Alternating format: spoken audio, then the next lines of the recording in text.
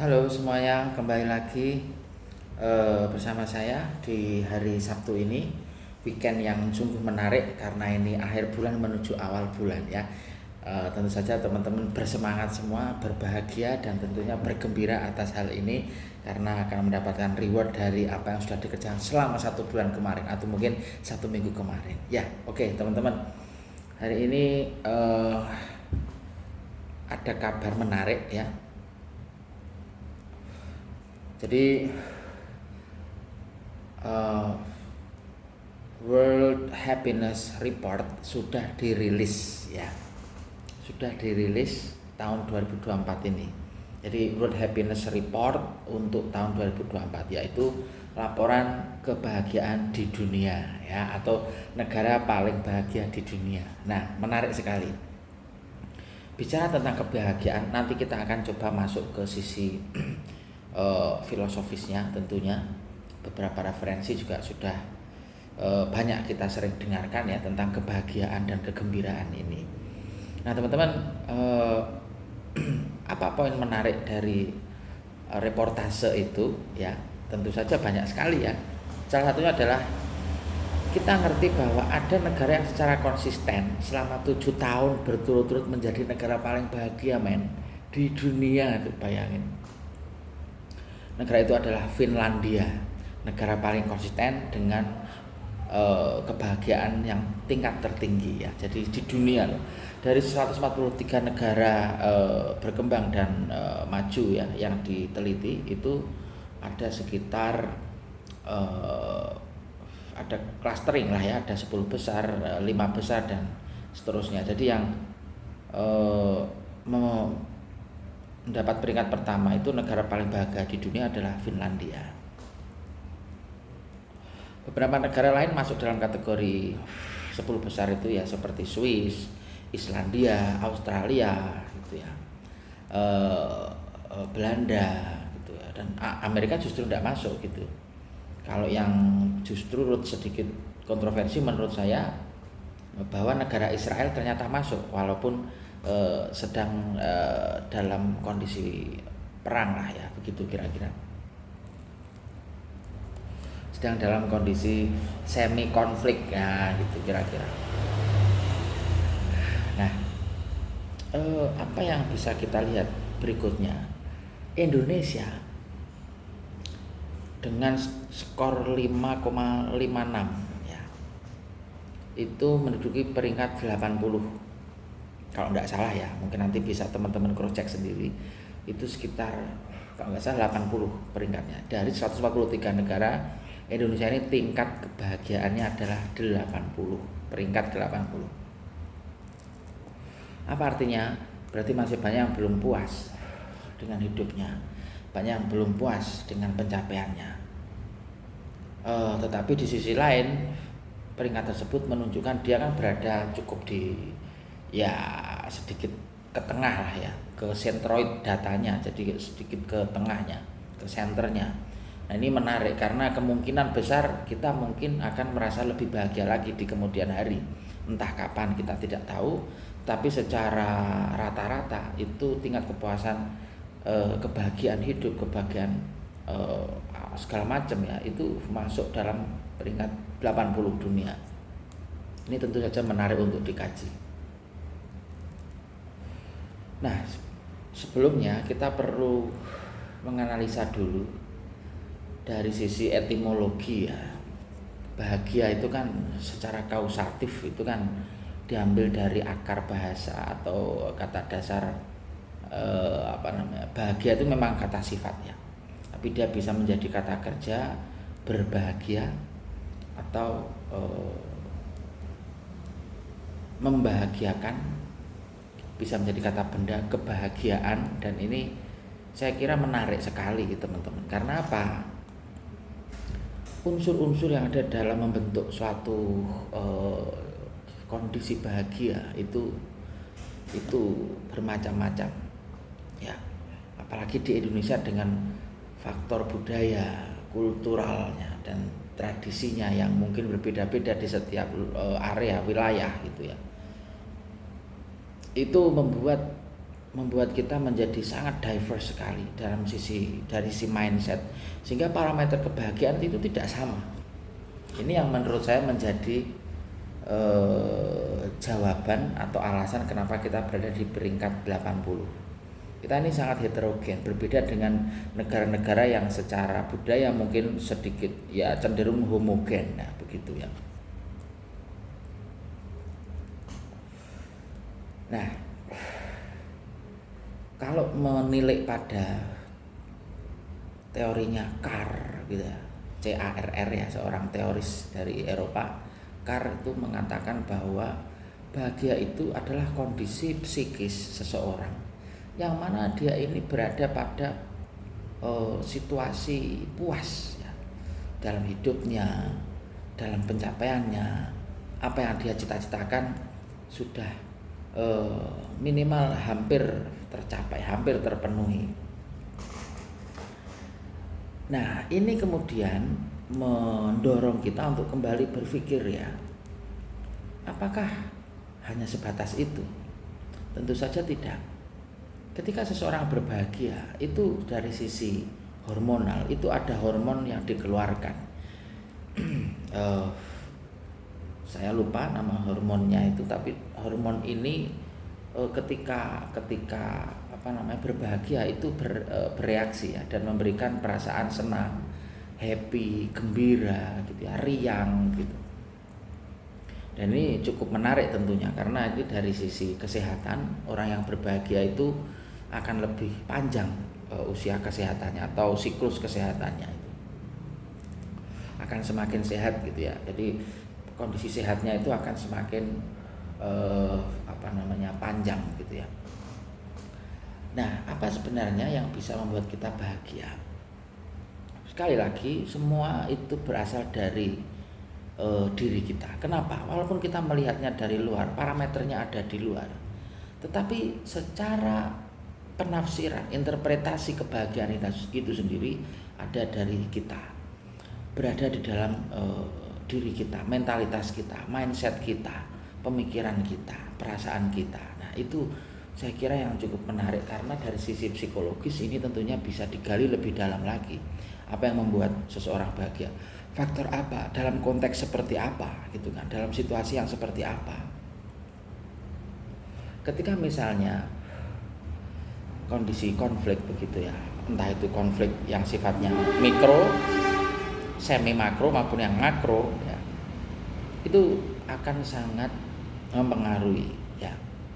Jadi kondisi eksternal. Tetapi sekali lagi saya akan tekankan di sini bahwa kondisi eksternal itu akan kita terima, sehingga kita internalisasi dalam diri kita sendiri, kita ejawantahkan dalam suatu perasaan tertentu dan menyimpulkan bahwa apakah kita happy atau enggak. Dan itu sesuatu yang sifatnya itu transendental ya. Jadi dari sisi individu itu sendiri gitu. Misalnya seperti ini, saya hari ini work off ya. Jadi tidak bekerja, hanya jalan-jalan, makan gitu ya, nyantai. Kemudian di malam hari ya saya di rumah seperti ini, merokok ditemani dengan rokok dan minuman beverage lah, seperti ya, ini bukan sponsor ya, ya pokoknya ini yang saya minum malam ini. Dan ini rokoknya. Saya biasa ditemani rokok Sampurna memang, karena saya lebih cocok mild.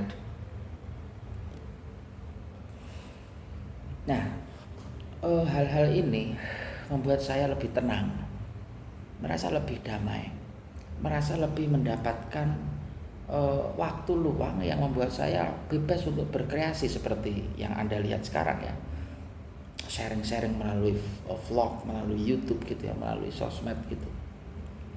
Saya bisa melepaskan pemikiran saya secara free gitu ya di platform YouTube ini, dan ini saya kira suatu kebahagiaan tersendiri. Dia memberikan kenyamanan batin gitu ya, memberikan perasaan yang nyaman, yang senang begitu. Dan memang saya pada dasarnya senang berbagi pemikiran, diskusi seperti ini. berbagi obrolan, sharing-sharing santai seperti ini. Ada penonton atau tidak ada penonton ya, ada viewer atau tidak ada viewer ya, tetap saya akan banyak ngomong seperti ini gitu ya. Mungkin di sisi belahan bumi sebelah sana akan mendapatkan manfaat atau mungkin seperti apa saya tidak tahu, tetapi saya kira upaya-upaya seperti yang saya lakukan ini membuat saya merasa senang, merasa bahagia gitu ya. Jadi saya sedang berbahagia gitu saat ini gitu. Nah, maka kuncinya di sini adalah pengelolaan emosi, penafsiran dari sudut pandang emosional kita. Jadi bukan hanya intelijensi, bukan hanya intelektual, tetapi emosional. Nah, ada konteks lain juga yang membuat seseorang bahagia, yaitu konteks spiritual tentunya. Konteks spiritual ini sangat erat kaitannya dengan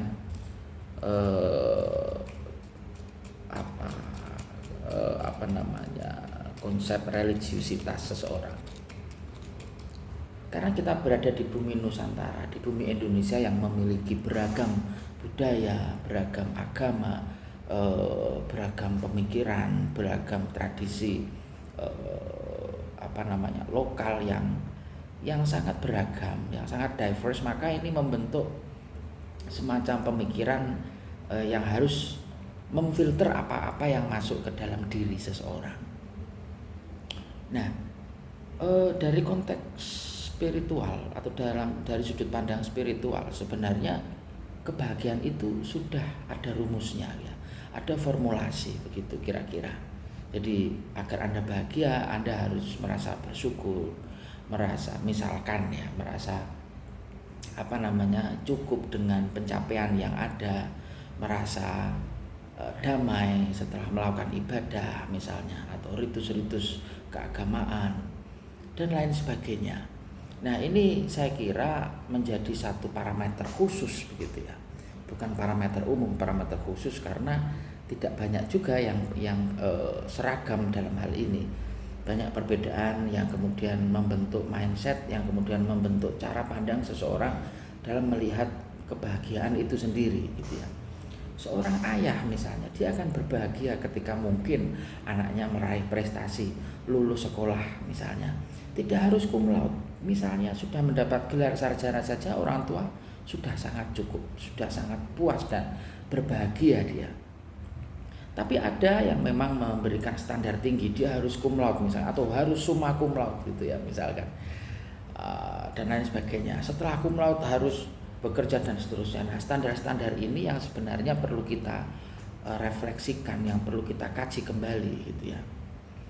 Suatu ketika saya sempat menonton sebuah film ya, sebuah film Korea berjudul The Return of Gangster gitu ya, atau Gangster Return to the School gitu ya.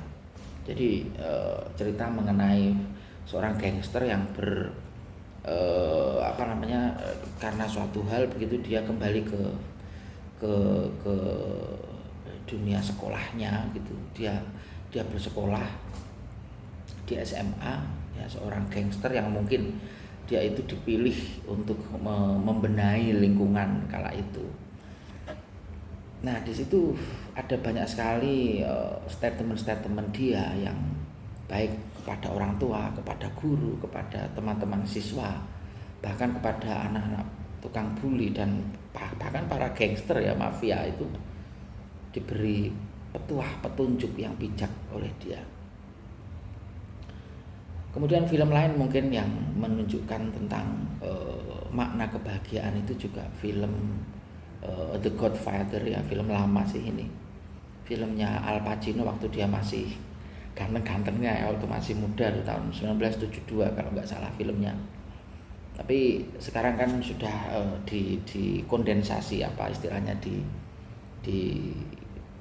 perbaiki lagi lah menggunakan CGI, sehingga dari sisi visual dia bisa berwarna cerah gitu ya, bagus lah begitu.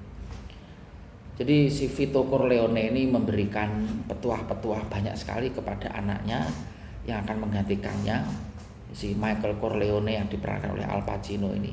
Ada banyak sekali parameter kebahagiaan yang dia berikan di sana. Dan standarnya sebetulnya tidak terlalu tinggi, hanya sederhana saja petuah-petuah dari seorang ayah ini. Jadi dua film ini menunjukkan pentingnya kehadiran seorang ayah bagi anak-anaknya sebagai sosok pemimpin keluarga, sebagai sosok pengarah, perencana, direktur keluarga. Nah, ada ibu yang juga berperan sebagai ayah ya, dia harus double job gitu ya, berperan ganda, menjadi ayah, menjadi ibu, menjadi guru, menjadi mentor les, menjadi guru spiritual, macam-macam ya. Makanya saya tidak heran ketika Rocky Gerung yang seorang feminis ini ya, dia kan sebenarnya seorang feminisme ya, dia mendorong feminisme sebetulnya, Pak Rocky Gerung itu. Dia sangat menghormati wanita, terutama para ibu ya, karena memang beliau tahu, makanya beliau kalau bilang itu kan bukan founding father gitu ya, tapi founding parents gitu ya, para pejuang Indonesia dulu gitu ya, beliau menyebutnya begitu. Itu salah satu bentuk penghormatan terhadap para wanita gitu ya, para ibu gitu ya. Nah, kita kembali ke konteks kebahagiaan tadi. Seseorang berbahagia, dia akan banyak tersenyum, dia akan merasa tenang, dia akan merasa senang, merasa happy, bergembira, dan akan banyak menerima hal-hal baik, dan bahkan akan sharing hal-hal baik terhadap orang lain. Ada yang melakukan pesta kecil-kecilan, ada yang merayakan dalam bentuk ya tasyakuran misalnya, ada yang dalam bentuk saling mengunjungi saudara dan lain sebagainya gitu ya. Namun ada juga kebahagiaan kecil yang sebetulnya sifatnya sederhana gitu ya. Bertemu teman lama yang sudah nggak ketemu mungkin berapa tahun, bertemu dengan saudara gitu ya. Jadi seperti itu. Macam-macam bentuknya. Jadi kadang semesta ini secara indah dan secara unik itu membuat seseorang merasa bahagia dengan cara alam, secara alamiah gitu ya. Itu dengan sangat indah sekali, dengan sangat-sangat indah sekali. Ada seorang TikToker begitu ya, dia menjadi salah satu influencer terbaik ya, dan mendapatkan award juga dari Pak Erick Thohir waktu itu. Cuman saya lupa namanya ya. Dia hanya berbagi berbagi rezeki lah ya begitu, berbagi berkat begitu. Dia membeli atau memborong bakso, warung-warung pinggir jalan itu diborong semua sampai habis, dan dia panggil orang-orang yang mau makan gratis ke tempat itu. Benefitnya adalah bahwa orang mengenal tempat itu dan akan reorder kembali di kemudian hari pastinya ya, karena sudah mengenal.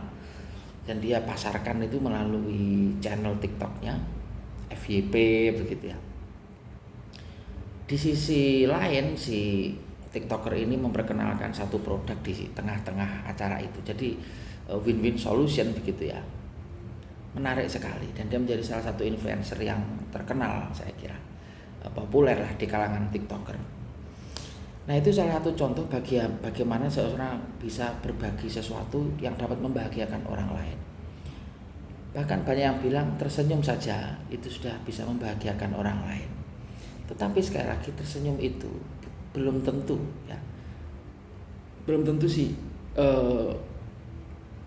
orang yang tersenyum kepada orang lain, yang berbagi hal baik terhadap orang lain itu juga merasa sedang berada dalam keadaan bahagia, belum tentu. Ada juga yang mereka itu memang betul-betul tersenyum memang demi orang lain, walaupun mungkin di hati kecilnya menangis begitu ya, tetapi secara kalau kita bilang emosional itu sudah dia mengimpartasi kebaikan ke orang lain, dia sudah menginfluence orang lain begitu ya. Makanya kalau kata Dale Carnegie dalam bukunya How to Win how to win and influence people gitu ya.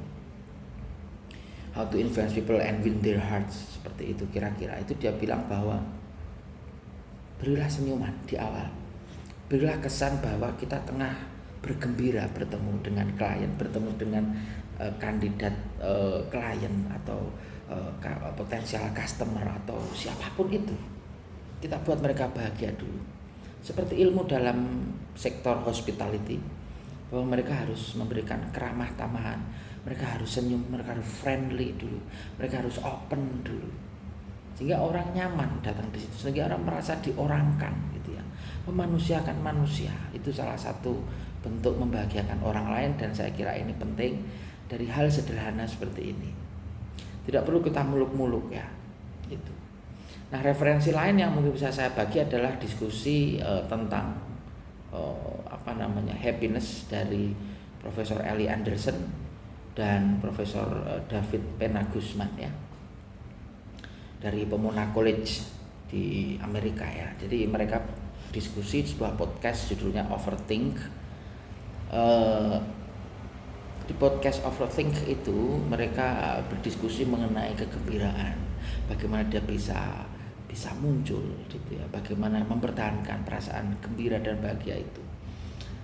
Nah, mereka melihat di pandangan mereka ya, yang seorang teoris dan filosofer juga, seorang filsuf juga, bahwa kegembiraan dan kenyamanan itu akan mempengaruhi sebuah perilaku atau tindakan ya, behavioral. Secara behavioral, perilaku seseorang akan terpengaruh oleh perasaan gembira dan riangnya itu, kebahagiaannya itu, dan akan mempengaruhi sekitarnya, lingkungan sekitar.